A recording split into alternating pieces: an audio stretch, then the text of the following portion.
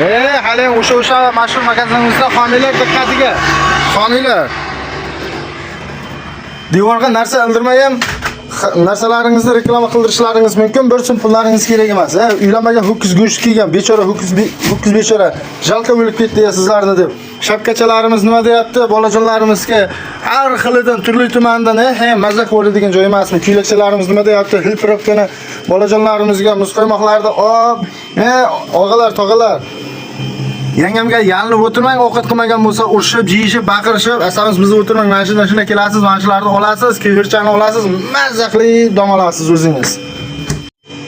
Mana bu sochiqlar nima deyapti? Sochiqlar mana banaga kirib, yumshoqqina, muloyimgina artinib, yochga nima etsin, salfetkachalar, mehmonchalarimiz oldiga qo'yib, o'yinchoqlarimizni qarang, turli tuman har xil kamazlargacha bor.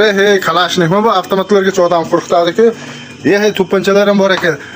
Tapchikachalarimiz nima deyapti? Tapchikachalarimiz.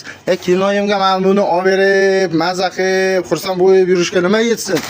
Qolaversa, anamga mana buni olib berib, yumshoqqina, yengilgina nima deyapti bu? Bunga necha baho? Kelaverasizlar, homiylar. Hali ham o'sha gap, bir so'm pullaringiz, men bir so'm pul olmayman, kelaverasizlar.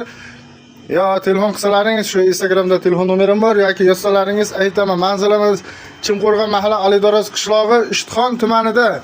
Zaratchiklarimizgacha, originallarigacha bor. Nima deyapti zaratchilarimiz?